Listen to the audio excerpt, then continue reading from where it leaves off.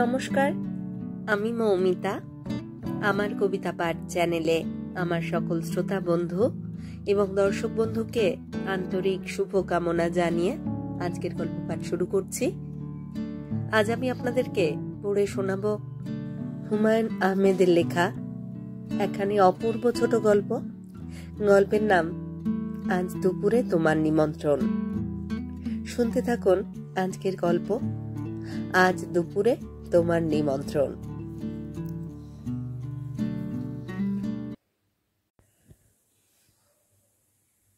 মাসের প্রথম শুক্রবারে মীরার বাবা আফতাব নিজে বাজার করেন। তিনি চলে যান ধূপখোলার বাজারে। সেখানে বিক্রমপুরের তাজা মাছ আসে, পদ্মার মাছ। তার স্বাদই অন্যরকম।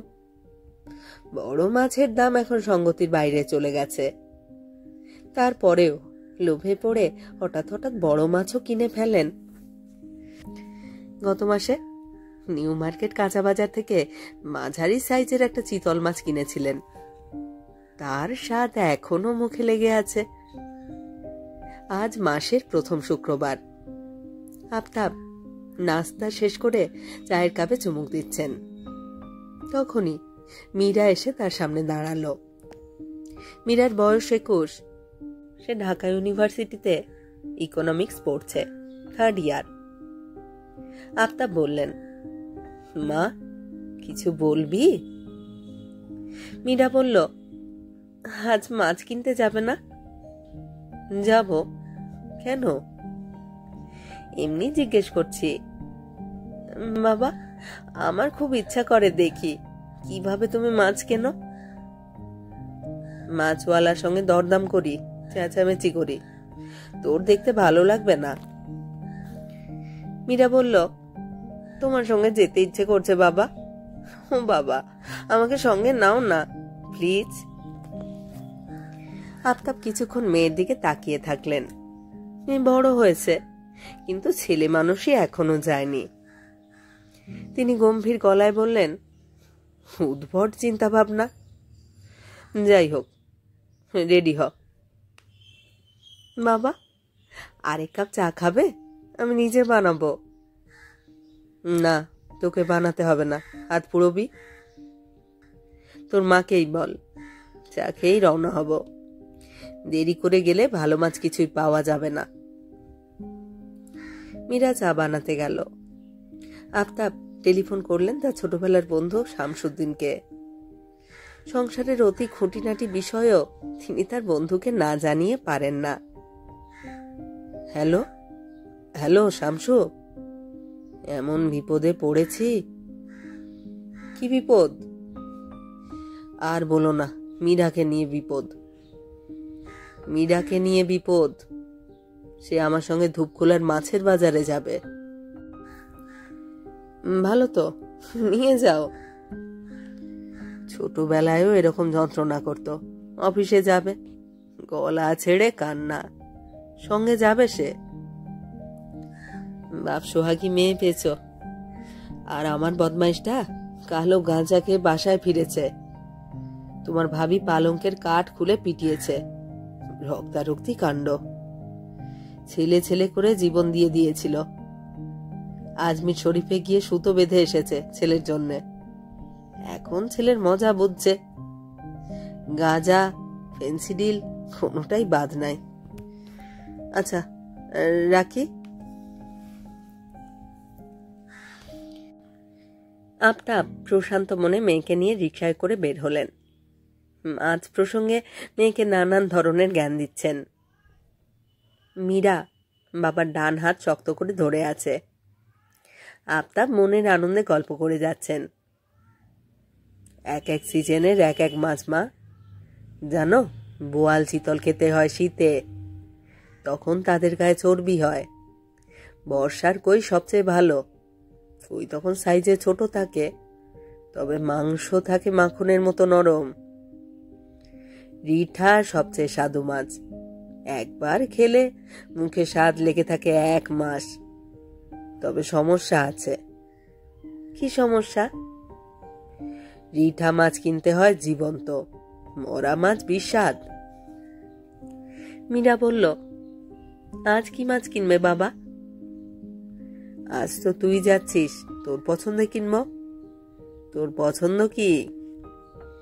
বড় চিংড়ি মাছ পাওয়া যাবে? অবশ্যই পাওয়া যাবে। চিংড়ি কিনতে হয় কালার দেখে, চিংড়ির গা হতে হবে সবুজ। আর বড় পাবদা মাছ কি পাওয়া যাবে বাবা? পদ্মার ফ্রেশ পাবদা মাঝে মাঝে পাওয়া যায়, তবে সিলেটের হাওরের পাবদা অসাধারণ। দেখি তোর ভাগ্যে কি আছে।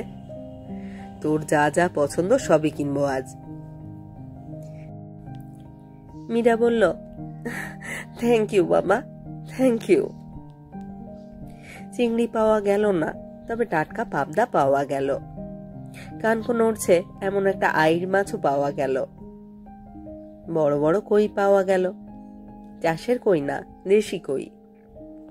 শেষটায় মাঝারি সাইজের একটা ইলিশ মাছও কেনা হলো। আফতাব টাকার দিকে তাকালেন না। মেয়ে প্রথমবার শখ করে মাছ কিনতে এসেছে। 2 দিন পর মেয়ের বিয়ে হয়ে যাবে, কার না কার হাতে পড়বে কে জানে। হয়তো জীবন পার করবে মরা মাছ আর কুচো চিংড়ি খেয়ে। মীরার মা সাহানা চোখ কপালে তুলে বললেন, হুমা, এত মাছ? মীরা বলল, হ্যাঁ, এত মাছ সব রাঁধবে, ফ্রিজে তুলে রাখবে না। কে খাবে? মীরা বলল, আমার এক বন্ধুকে আজ দুপুরে খেতে বলেছি মা। বন্ধুটা কে? অতসী? না, অতসী না। তার নাম কি? নামের দরকার আছে মা? সে তো অনেকদিন ভালো মন্দ খায় না, মেসে থাকে। একবেলা মেসে খায়, একবেলা বাইরে খায়। মেসের খাবার কি জানো মা? 1 পিস ফার্মের মুরগি আর ডাল। সে ফার্মের মুরগি খায় না বলে শুধু ঝোল দিয়ে ভাত খায়। ছেলে না মেয়ে? ছেলে, নাম শওকত। সাহানা হতভম্ব গলায় বললেন, একটা ছেলেকে তুই দুপুরে খেতে বলেছিস? মীরা মার চোখ থেকে চোখ নামিয়ে মেঝের দিকে তাকিয়ে হ্যাঁ সূচক মাথা নাড়ল। সাহানা বললেন, তোর সঙ্গে পড়ে? না মা। কি করে? প্রাইভেট টিউশনি করে। অনেকদিন ধরে চাকরি খুঁজছে, পাচ্ছে না মা।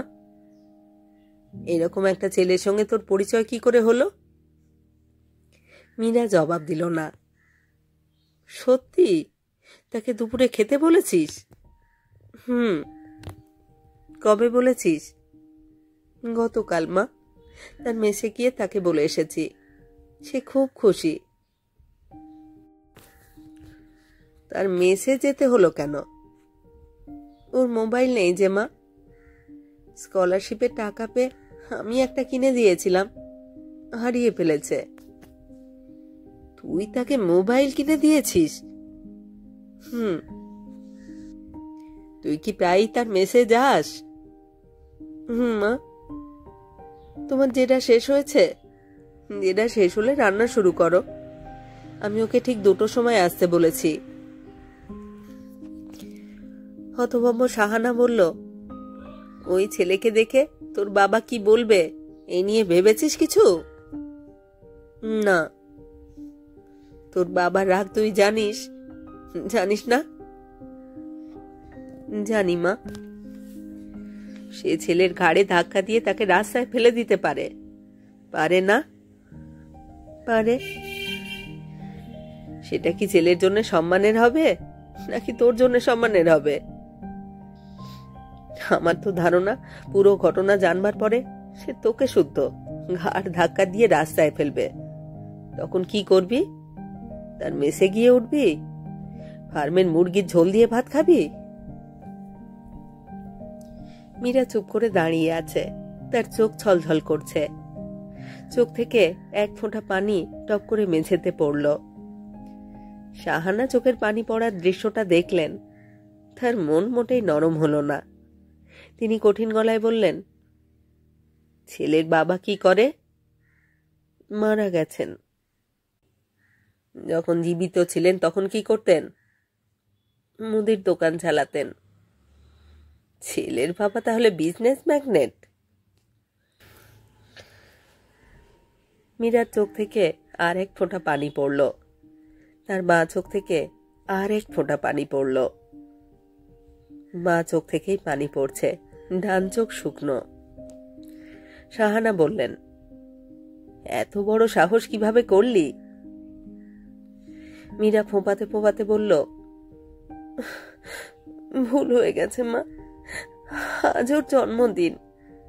আমাকে বলছিল প্রাইভেট টিউশনি থেকে আজ কিছু টাকা পাবে, তখন আমাকে নিয়ে কস্তুরী নামের একটা দোকানে রুই মাছের পেটি খাবে। ওর কথা শুনে মনটা এত খারাপ হয়েছে, দাওয়াত দিয়ে ফেলেছি। এখন আসতে নিষেধ কর, টেলিফোন কর। সাম আদার টাইম। ওর মোবাইল নেই যে মা। যা মেসে গিয়ে বলে আয়। মেসে গেলে পাওয়া যাবে না। শুক্রবারে তার সারাদিন টিউশনি, একটা টিউশনি থেকে সরাসরি বাসায় আসবে। কত বড় গজব যে হবে বুঝতে পারছিস? পারছি। শাহানা কঠিন গলায় বললেন, যদি তোর সাহস থাকে তোর বাবাকে গিয়ে বল। ফাজি মেয়ে, খবরদার আমার চোখের সামনে পানি ফেলবি না, গাধি। মীরা বসার ঘরে গেল, বাবার সামনে দাঁড়ালো। আফতাব খবরের কাগজ পড়ছিলেন। ছুটির দিনে একই কাগজ তিনি দুবার করে পড়েন। সকালে চা খেতে খেতে একবার, মাজার শেষ করে আর একবার। আফতাব মেয়ের দিকে তাকিয়ে বললেন, চোখ লাল কেন রে মা? মীরা বলল, জানি না বাবা। আফতাব বললেন, শখ করে বাজার করেছিস, যা আজ একটা আইটেম তুই নিজে রান্না কর, কেমন? বাবা, আমি রাঁধতে জানি না। তোর মাকে বল, দেখিয়ে দেবে। চিংড়ি রান্না খুব সহজ, প্রতিভা ছাড়া এই মাছ খারাপ রান্না করা যায় না। মীরা রান্নাঘরে ফিরে এলো, মায়ের সামনে বসে ফুঁপিয়ে ফুঁপিয়ে কাঁদতে লাগলো। শাহানা দীর্ঘ নিঃশ্বাস ফেলে বললেন, কান্না বন্ধ কর। টেবিলের উপর থেকে 500 টাকা নে। ওর আসবার সময় হলে বাসার সামনে গিয়ে দাঁড়িয়ে থাকবি। ওর হাতে 500 টাকা ধরিয়ে দিয়ে বলবি রুই মাছের পেটি খেয়ে নিতে। পরে এই নিয়ে তোর সঙ্গে জরুরি বৈঠক করব। গাধা মেয়ে। মীরা মার সামনে থেকে সরে এলো। আফতাব সাহেব হাসি মুখে ঢুকলেন রান্না করে। স্ত্রীকে বললেন, এখনো রান্না শুরু করনি? মাছ যে নরম হয়ে যাচ্ছে। শাহানা বললেন, মাছ নরম হবে না, যথা সময় রান্না শেষ হবে। আফতাব বললেন, সুজিতকে দুপুরে খেতে বললে কেমন হয়? বেচারা একা থাকে, বাবুর্চি কি রান্না করে না করে তার নাই ঠিক। ও গাড়ি কিনেছে, শুনেছ তো? শুনেছি। গাড়ি নিয়ে চলে আসুক। কি গাড়ি কিনলো দেখতাম। কি বলো তুমি? শাহানা জবাব দিলেন না। সুজিতের সঙ্গে মীরার বিয়ের কথাবার্তা হয়ে আছে। সে ডাক্তার, লন্ডন থেকে FRCS ডিগ্রি নিয়ে এসেছে। তার বাবা মা মীরাকে পছন্দ করে আংটি পরিয়ে দিয়েছেন। মীরা সেই আংটি পরছে না। মাকে বলেছে, আংটিটা বড় হয়েছে, আঙুল থেকে যেন কোথায় খুলে পড়ে গেছে। শাহানা মেয়ের কথা বিশ্বাস করেছিলেন, এখন বুঝতে পারছেন ঘটনাটা কি। আফতাব বললেন, কি হলো, কথা বলছো না কেন? শাহানা বললেন, আজ পিতা কন্যা বাজার করে এনেছো, তোমরাই খাওয়া দাওয়া করো। বাইরের কাউকে ডাকলে ফরমাল ব্যাপার চলে আসবে। তাও ঠিক বলেছ। মীরাকে চিংড়ি মাছ কিভাবে রাঁধতে হয় শিখিয়ে দাও, দেখি তোমার মেয়ের হাতের রান্নার কি অবস্থা। শাহানা বললেন, তোমার সঙ্গে আমার বিশেষ কিছু কথা আছে, এখন বলবো নাকি পরে বলবো বুঝতে পারছি না। গলির মোড়ে শওকতকে দেখা গেল। সে আজ ইস্ত্রি করা পাঞ্জাবি পরে এসেছে, পায়ে নতুন স্যান্ডেল। আজই চুল কেটেছে বলে অদ্ভুত দেখাচ্ছে। তার হাতে দোলন চাপা ফুলের তোড়া। মীরা এগিয়ে গেল। শওকত বলল, দেরি করে ফেললাম? মীরা বলল, না।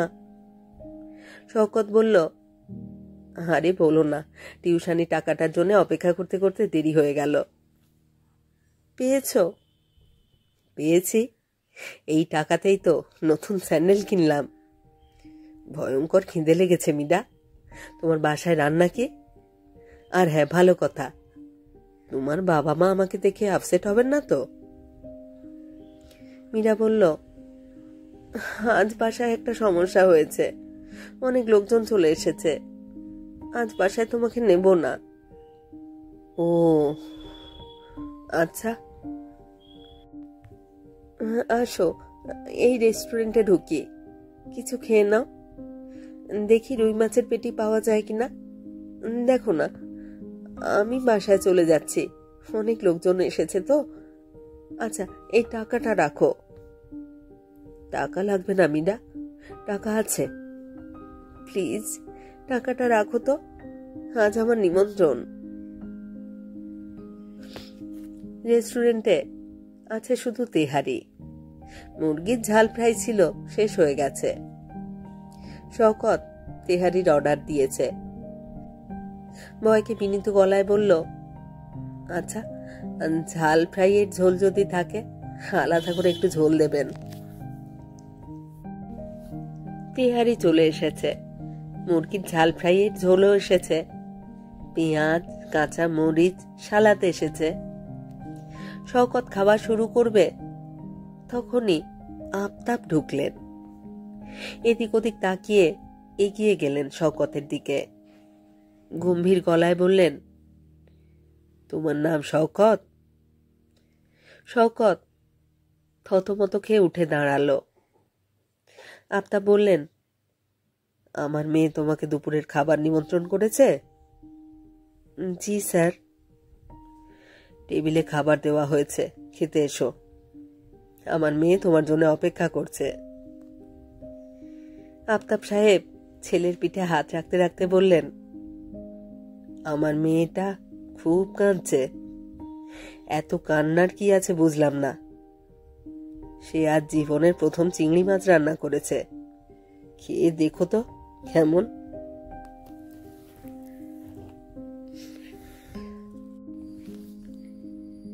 শেষ হলো আজকের গল্প।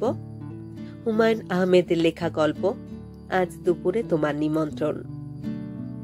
খুব চমৎকার একখানি গল্প, আমার তো ভীষণ ভালো লেগেছে। আপনাদের কেমন লাগলো তা জানবার অপেক্ষায় রইলাম। এই চ্যানেলে যারা আমার পুরো গল্প পাঠ শুনছেন তাদের জানাই আমার আন্তরিক ধন্যবাদ। যদি আমার গল্প নির্বাচন এবং পাঠ আপনাদের ভালো লাগে অবশ্যই একখানি লাইক করবেন এবং গল্পগুলিকে আপনাদের প্রিয়জনের মধ্যে শেয়ার করবার অনুরোধ রইল।